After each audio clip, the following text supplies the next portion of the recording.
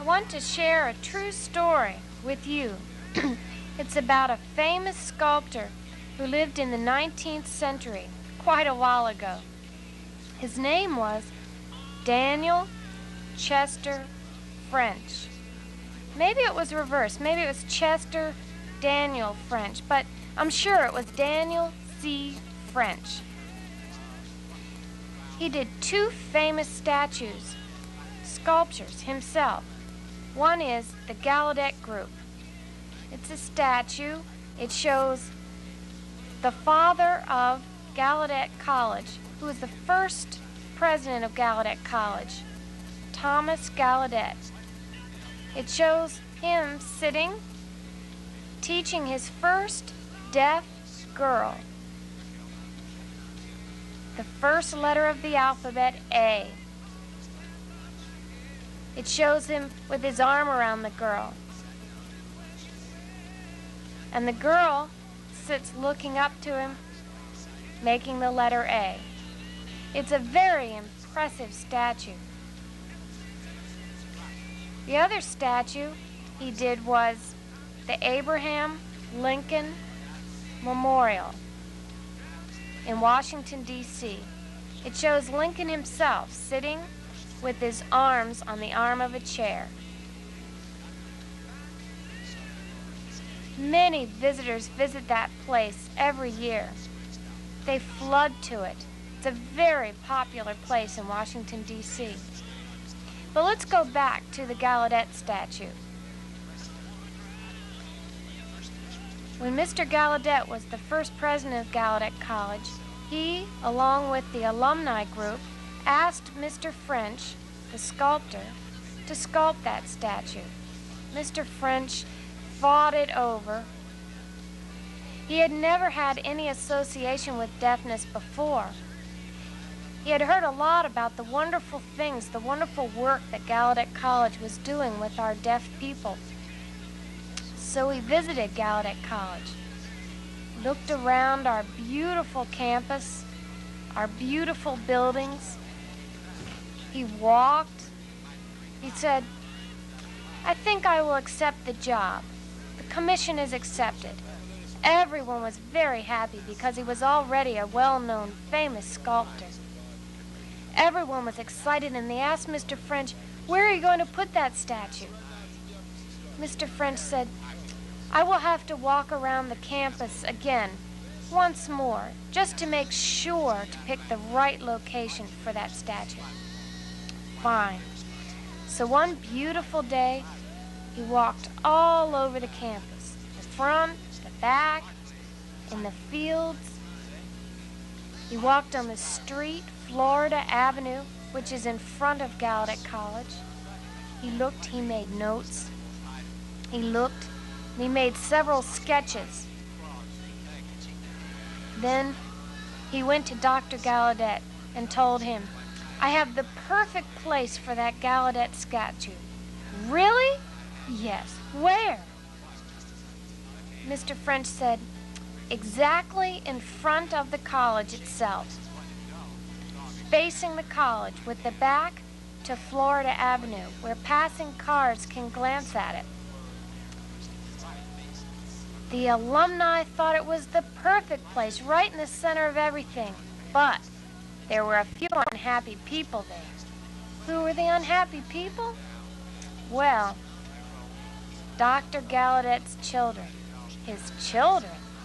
Why would they be interested in that place?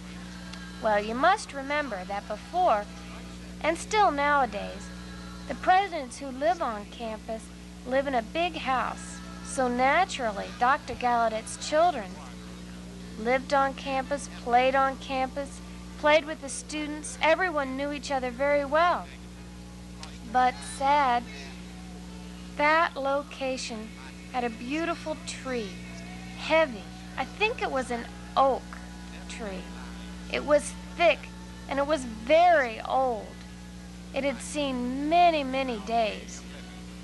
The children had built a swing, and with many beautiful days had swung and played on that tree. It was their favorite playground. But Mr. French, that mean old man, he wants to put that statue right in the middle of our play area. That means what? Well, what do you think? It means they have to cut that tree down. That was the most terrible thing, unheard of. What a terrible thing.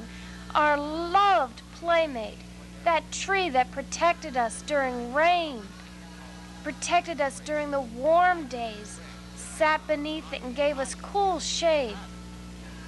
He's going to kill our friend.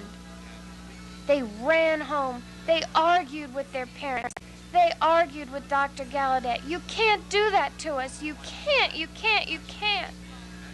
Dr. Gallaudet, like all good fathers, didn't want to hurt his children, but still, he wanted to think of some way. He had to think like president of Gallaudet College. He was torn between the alumni group and the children. So he told the alumni group and the children, and he told Dr. French, let me think it over. Let me sleep on it. Feeling let down, they said, okay, Dr. Gallaudet. That poor man, he had a burden on his shoulders. He went home. He got ready for bed. During the night, there was a terrible storm. Lightning, thunder, and rain. It rained all night. Then in the middle of the night, they heard something. Heard a very loud thump. Dr. Gallaudet looked out the window, and you know what? The tree was hit by lightning.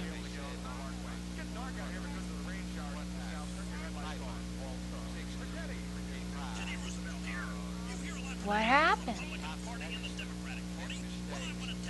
Mr. French was happy. The alumni, happy. The children, no.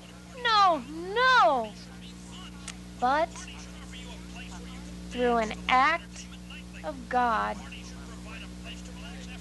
Mr. French got his wish.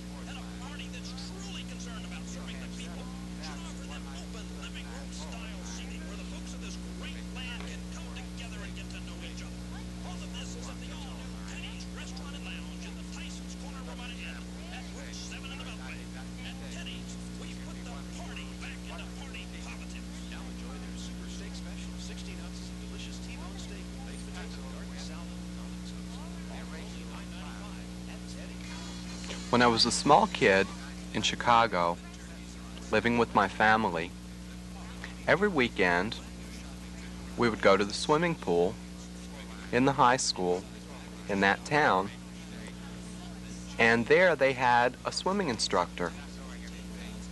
And one day, I remember very well, that I wasn't permitted to go into the deep end of the swimming pool. I was only allowed to stay in the shallow end. Never in the deep end, because all the big boys played there and the little kids stayed over in the shallow end. But I felt like it was a waste of time for them to be teaching me there in that shallow end. Anyway, one day, my parents were sitting up on the bleachers watching me and the teacher and a group of other kids. And I was so excited that I swam without really looking up. I swam with my head underwater, and I continued to swim, and it was great. And I swam, and then I looked up, and I found myself in the deep end of the pool. At that moment, I looked up and I saw my mother, and she was panicked. I had to think fast. I was in the deep end of the pool, where everyone had told me that I couldn't swim, and that was why I was taking lessons in the shallow end so that I could learn how to swim, but here I was in that deep end of the pool. So I took a deep breath and I swam all the way back to the other end of the pool, and I got there safely. My mother, she was so relieved that I was safe. And as I think to myself, everyone had told me that I couldn't swim there, but when the moment came and I had to swim, I did. And now I'm a student at New York University School of Law, and looking back on the experience, the picture of swimming, the deep end, being stuck, and swimming back, I did it. And now I can remember that before I went to NYU, I said to myself, I can't do it. I just thought that I couldn't, that it would be too much work for me. But here I am, in the school, and doing well. The moral of the story? You can do it. It really is possible.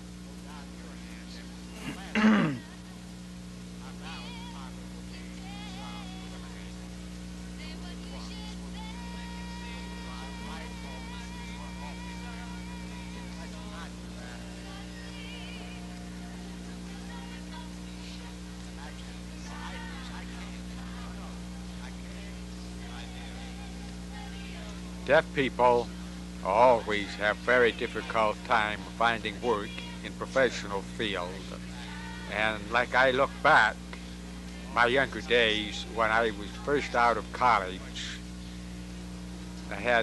having experience, I think sometimes that time stands still. When I graduated from University of Colorado, I started out to look for work. My goal was to become a writer, an advertising copywriter, and I quickly learned some hard facts of business life, including facts that advertising people didn't have an open heart for deaf individuals. Since the largest national advertising agencies in Chicago were offices in tall buildings on North Michigan Boulevard, I went to the Palmolive building and took an elevator up to the top floor. Started with an agency called Barton, Durstein, and Osborne. That company was very famous because when we say that name, it sounds like a trunk falling down the stairs. I went to the office of the personnel manager, and he looked the first deaf person he ever met before, and he said to himself, "My Lord, what a lot of nerve." And then he got himself together and said, "Young man, how much experience have you had?" And I said, "None, really. I just graduated from college, and I'm a business. I'm young. Enthusiasm. I'm ready to work." And he said, "I'm afraid we can't take you. We, in this business, always look for experienced people. Sorry. Try something else." So I moved down to other floors, get the same experience from other agencies. And by the time the fourth floor, I started to lie a little bit. And I said, "Well, I've had 2 years experience working in the small business, writing advertisements, and it didn't work very well. I lied a little bit more, 4 years, 5 years. And by the time I hit the ground floor, I really was the most polished liar ever to graduate from the University of Chicago.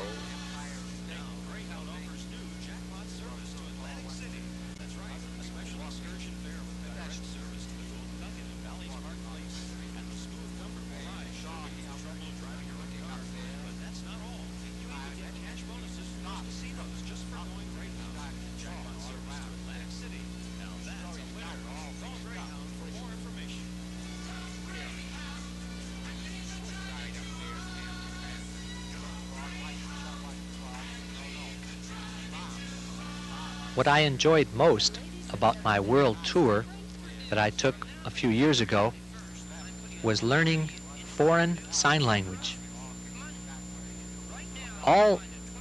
They all look different, as you know. I learned Russian Sign Language, Finnish, Swedish, Norwegian, Irish, Spanish. I visited 25 different countries, and I found that I was able to learn sign language very quickly. Also, I found out that I was able to completely erase them out of my mind just as fast, so I could learn another foreign sign language when I moved on. I remember when I arrived in Dublin, Ireland, I met many deaf people, and there was a very nice young couple, a married couple, who offered me to show me around town. Fine. So we spent the whole day visiting the big, beautiful town of Dublin. I was riding in their car. The husband was driving. The wife was sitting next to him so that she could point out the different sights to me. I sat in the back, watching. As she was explaining, I was learning sign language at the same time. But every so often, the husband and the wife would criticize each other, saying, "No, you're wrong. You're using the wrong sign." And they would go back and forth. I became confused. Who was right? Then I asked them, "How long have you both been married?" "Oh," they replied, 7 years. That's long enough to really be able to communicate with each other without any great difficulty. "Why then do you keep on disagreeing on sign language? I don't understand." So the wife explained to me the reason why their sign language is not exactly the same. They both came from 2 different schools.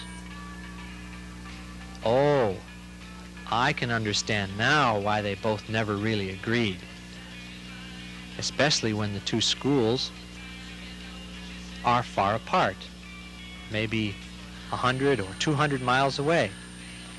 I can understand why their sign language would be that different. But no, that's not true. They told me their school was in the same town and that they both were within walking distance from each other. And yet their sign language was tremendously different. I asked them to explain to me how it was that their sign language was different. How did it happen? And the wife said, well, the one school was run by nuns. That school was for girls only. The other school was run by the Christian Brothers. And that school was for boys only. So you see, for over 150 years, the Christian Brothers and the nuns were not on speaking terms. Both were not friendly with each other. They both faced the other way, and that explained why their sign language became increasingly different. It was really sad. What a shame. Can you imagine how the boys and girls felt when they finished school, met each other, and started to talk with each other, only to find out that they couldn't understand each other? She told me that it was not until about 4 years before that they finally set up a committee. They selected a few people to help unify the 2 different sign languages into one sign language to be spread all over the country. Really, I said. They worked on the 2 different sign languages, selecting some signs from the girls' school which seemed better, or maybe some signs from the boys' school which appeared better, or they would modify the signs a little. Then they would have a new book called the Unified Sign Language. They would publish it and distribute it to the 2 schools and to the other schools in the country. And now everyone is happy. Then the wife asked, "Do you know what we call this sign language now?" "No, what?" I asked. "Unisex language."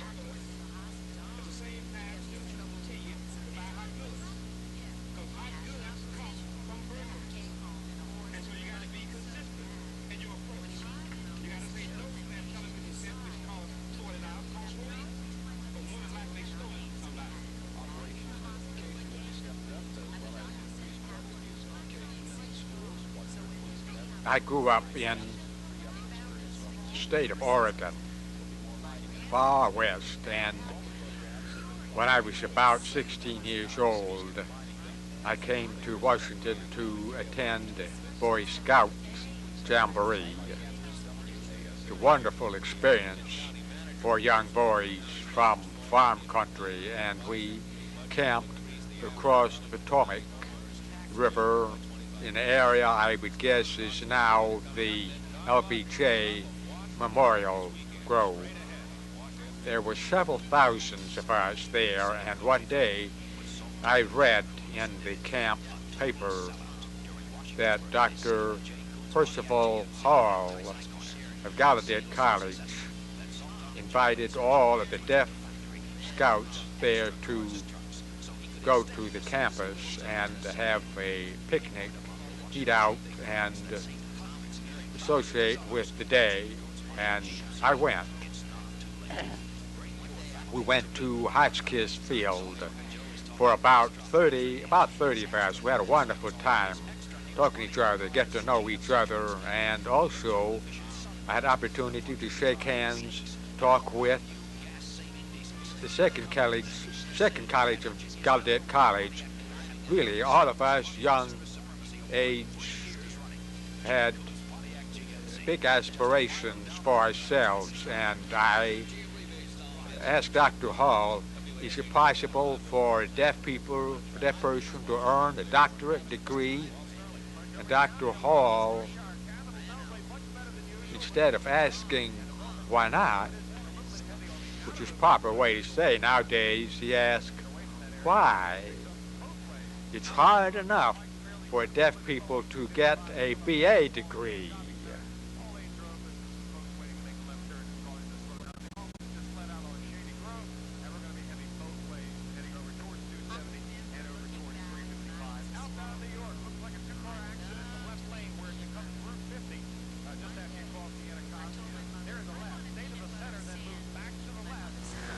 When the doctor told me that my baby was deaf, I looked at him and made the letter A. The baby was just moving, but in my mind a vision unfolded. Way in the past, a man named Gallaudet, Thomas Hopkins Gallaudet, and of his little girl named Alice. Alice herself was a small deaf girl who had never been to school. In the past, what did they do with deaf people? Lock them in mental institutions, hiding them away in shame. Gallaudet, at that time, going to school to become a priest, was walking along one day when he saw the girl playing. He had heard talk among the neighbors that there was something wrong with that girl. She was deaf. So he tapped her, and she looked up at him, and he became interested in her. He taught her how to write her first word, H-A-T, hat. Her first word. Alice was excited, hat. She ran to her father, who was a rich doctor.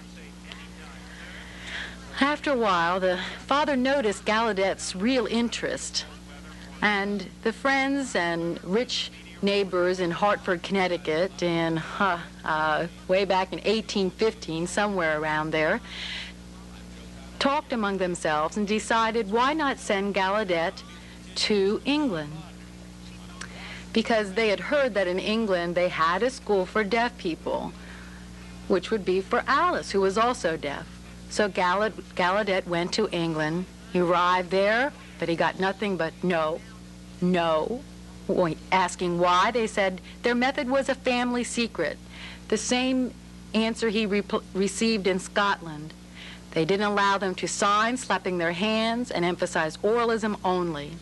But they told him, you better go to France. So he went to France, and you know how the French people learned sign language from the priests? Because way in the past, the monks learned to teach deaf children of rich, very rich families. They learned to develop a way to communicate with them. That way was brought from Italy to France, and in France, a school for the deaf was there. The abbey, head abbey, met him and was very happy to teach him how to teach the deaf, and introduced him to Clare. Clare was deaf himself. He could teach you how, he said. So Gallaudet stayed, and with temptation to steal Clare. He was a fine man. Thinking, he offered Clare to move to America, to go back with Gallaudet. Clare thought about it, and Gallaudet convinced him, fooled him. Well, fooled him, I don't know, but anyway, the abbey was disappointed and said all right and let Clare go to America with the agreement that would be for a short time. But really, Clare never went back to teach in France again anyway. He went and met Alice and established a school for the deaf with 7 children. It was that big event was in 1817, way back. But you know what? Later, through research and in papers that were found, it was found that Alice, the little deaf girl herself, felt isolated. She was sick of the hearing people. She felt the same way we do, really. Alice wrote a letter to a friend complaining that, Mommy forces me to go to tea. I hate to go to tea, sipping and watching the hearing ladies gossip. I feel isolated. I'd rather stay home alone. It'd be better. See, it's the same now. Gallaudet, you know, a hearing man, married a deaf girl named Sophia Fowler. They had several children, several hearing children. But you know, that was the first deaf-hearing marriage that is documented. Now, today, we have many marriages with hearing and deaf. And now I look at my son, who is deaf, and I think of Gallaudet teaching Alice A, and now I begin to teach my son A.